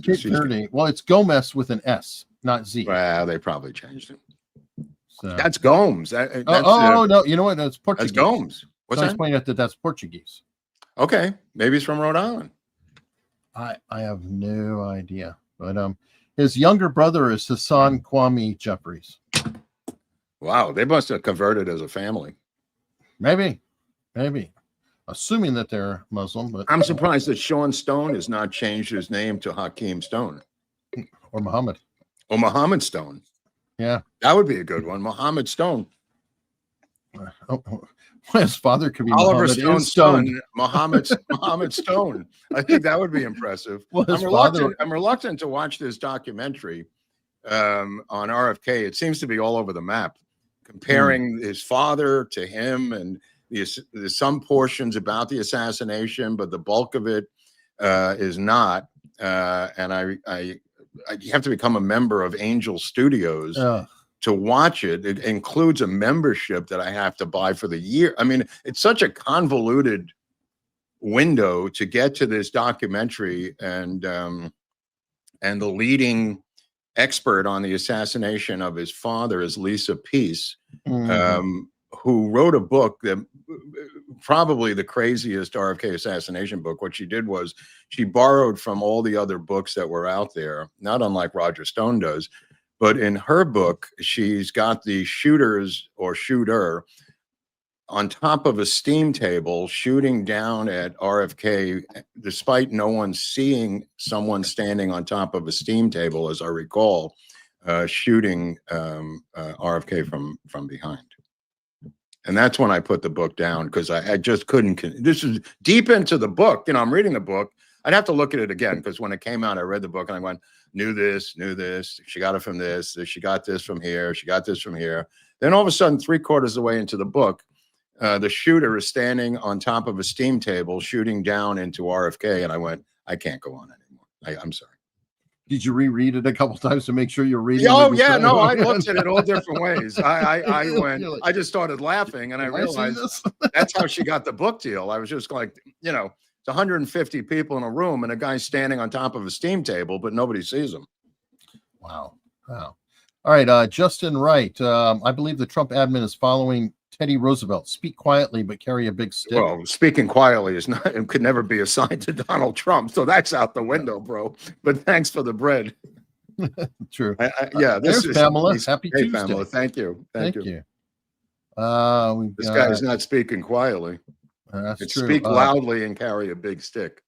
Ken Martin. Mo Reese says Trump has 5 kids, 3 baby mamas, lives in government housing, has a mugshot, and the left still hates him. That's funny. What are you saying? Who's Mo Reese? I think it's maybe a comedian. I don't know, but it is funny. He does have 5 kids with 3 baby mamas, so technically, and he lives in government housing, and he does have a mugshot. Wow! So he checks all the boxes. That is very clever. That's funny. Sophisticated Hick. Hey, Mark. I went to the NAADAC conference this last weekend because it was here in Seattle. It was a total woke nightmare. You are fortunate to be out of the drug and alcohol field full time. Yeah, he's talking about the Alcoholic Drug Association conference, where you get relicensed from that organization, NAADAC. And that being held in Seattle probably was a woke nightmare because of their programs that are now the opposite of addiction. It's about abstinence and all this, partial abstinence and things that are completely insane. So it's probably the location more than the organization. No, it's both. It's actually both. I mean, the organization has lost its mind, and they started to give out licenses to special licenses to people of color, these are drug, counseling licenses, lesbian licenses, and it just went woker and woker and woker. And yeah, I'm glad I'm out too. But I mean, I was just talking to Dr. Drew this morning, so I'm out of that, but I'm not out of the field. Amazing. Doug Gardner. Forget LBJ's chili. I want to drink whatever Kamala is having. Well, I mean, the wine Xanax woman combo is so common that you women who do this know what I'm talking about. And I know plenty of women who do that, and some of them who have gone to rehab for it. It is such a cultural thing right now, over the past 8 years, where it's just Xanax and white wine. That's the way it is. Oh, good times. Diffuse Tractor Guy. Come on, guys. We're behind the curve on the like button. Slap that thumb. Somebody put something up asking for us to get to 100,000 before we went to Youngstown. No, before we went to Montgomery, Eric. I don't know why this was on Twitter today. Somebody had put up a thing from us or me saying we're almost at 100,000. And I looked, and it was August of 2023. They probably just retweeted it. Some people will follow you and they go through your back stuff, and then they just like. No, that's not the point. The point is that we've only picked up 30,000. Oh, I know that. In 2 years. It's depressing. And I sent it to Brendan Carr. Okay. I said, it's time to get off your fat ass and do something about this. Yeah. No, that's true. This is 2 years ago. In 2 years, we have picked up 30,000 subs. Yeah. But there's nothing wrong. It's just the role of the algorithmic probability dice, and we're supposed to accept it. Yep. Red Ford has been a member for 3 months. Whoop, whoop. Thank you, Red Ford. And we continue with Doug Gardner. Coroner's report. The subject fell down an elevator shaft onto some bullets. Or some probably knives. works in Philadelphia. Yeah, Yeah. or knives. She went, you know what? She was on a cruise, and she worked with a knife thrower on this cruise, a magic act, and things didn't go well. Yeah. Well, she was playing with boomerang knives, you mean? Yeah. So she was like throwing, and then she like kind of tripped, was going around, and then, you know. She stumbled into a meatpacking convention in South Philly. Pew Pew. Mark, all these years in showbiz, are you tired of the BS or fighting through the jungle? Still. Nothing's changed. It's always the way it is. It's the same way. Is it worse or better though? I mean, when you got out in there in the 90s, it seems like there was far more independent movie production and things like that. Oh yeah. No, I mean, it is what it is now. I mean, but even compared to the 90s, if you go and compare it to the 70s, it was radically different. So it depends where you are, what time, what place, you know. I just hope that Trump can do something to save Hollywood from itself. They are terrified of him getting involved, Eric. Good. Terrified. I mean, they don't know whether he's going to help them, hurt them. They don't even know what day it is anymore, because he has them so versplickel that they don't know what day it is where he says, I'm going to help make Hollywood great again. What was that word again? It was a Yiddish word. It's a little undefinable, but the reality of it is Newsom is, trying to give tax breaks to these productions, and that's not going to cut it, because the thing is way past that. What Trump, with his 100% tariff on foreign films, is attempting to do is to prevent Hollywood from going overseas to make films and keep it domestic. A very simple idea, but they don't know how to respond to it, so they're freaking out. Because it's a simple idea. Yeah, it's too. It's a box. I mean, it's a box. He's boxed them in. He's boxed them in, because if they go to Ireland now, this is essentially making a foreign film, and they'd have to pay 100% tariff to bring the film back to the United States. It's simple and brilliant at the same time. Well, yeah, because they're screwed. It's not like our market is so important with the film industry that what's Ireland going to say? Fine, we're going to put 100% tariff on American films. Okay, good, yeah.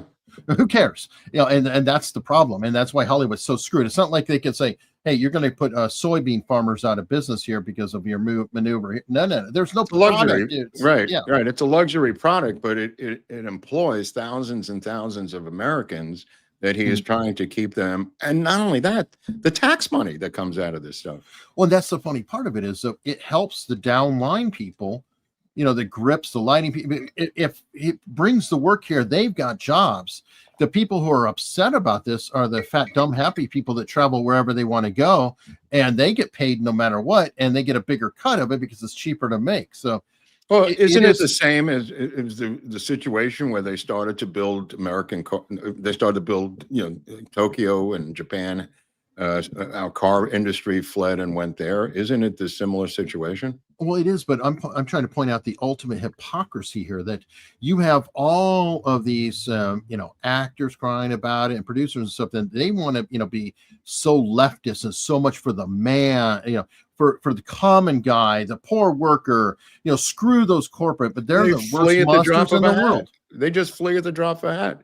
I mean, they're crewing up. I was talking to a guy the other day who was a location sound engineer, and he was telling me about working in Costa Rica, how they crew up in Costa Rica, and he's working with 3 guys who are from Costa Rica. And that's, in other words, he went with them from here, but most of the crew is from there. Sure. And not necessarily qualified, or, he has to do all the training. He has to do. How was the accommodations? And he went, oh my God. He just said it was terrifying. Absolutely terrifying. Yeah. Pew Pew. If Mark was the editor of Hamas Monthly, what would the headlines look like? Oh, Hamas Monthly today? Yeah, it would probably be those executions in color in the street that they were making the video. That would be the cover of Hamas Monthly. Oh, I'm sure, because they like to brag about it. Well, they also like to film it and show it. Yeah, yeah. Even the Nazis hid what they did. Right. And these guys, they're worse than the Nazis. They don't even have the shame to hide it. The Nazis, at least, not least, but I mean, they did not promote what they were doing. They hid it with, people who weren't smart enough to see it, and also some people who were collaborators. Wow. Oh, Pew Pew. He's got a little Hollywood here. I used to be a light assistant in Best Boy. Glad didn't work in. No, it would have been a great education. I mean, these people are brilliant. I mean, it's amazing. Every crew member I've ever hung out and talked with, I mean, they're into so many different things, and they're also brilliant at their profession. But they are great people, and they are all out of work here. Wow. Mike Schaefer. I remember what it was like before Rush. There's nothing but libs on the radio. I don't remember that, but I remember driving through Kansas, and at one point on 5 different channels was Rush Limbaugh. 5 different channels on the AM band had him on simulcast. Well, I mean, if you want to think about it, at one time, Howard Stern ruled FM and Rush Limbaugh ruled AM. I mean, I can't think of anybody bigger than Rush Limbaugh for talk radio. Diffuse 56. Gomez is Coming. Great book / movie. That's funny. Only with an S. And a Diffuse. Dang, I meant Valdez. I'm losing it. Oh, you're losing it. Sorry. We almost lost it last night. We ended up in a 2-1 victory over the Milwaukee Brewers, hanging on by the skin of our chinny chin chin, after this guy Blake Snell pitched a masterpiece for 8 innings, and we barely held on to survive. But we did win. I'll take it. No problem. Game tonight at 5:00. So we have to somehow get out of this situation and go back to the game. All right. Well, we are going to get out of our current situation. We're going to be heading over to a safe place like Locals and meet with the people there. Again, Locals is free to join. You can always support us there. We're not going to get taxed to death like YouTube. It does help us out a lot, and there's a lot of bonus materials there as well. And to help take us out, we have Alec Baldwin. Thank he's God. in the news again. Thank you, Alec. Thank you. Hey, everybody. It's your friend Al. And I just want to tell you that everybody on this podcast is a real straight shooter. And when it comes to having the information, they're right on the mark every time. You should give them a subscription because they were behind me the entire time through all of my drama. Lord knows they wouldn't stand in front of me.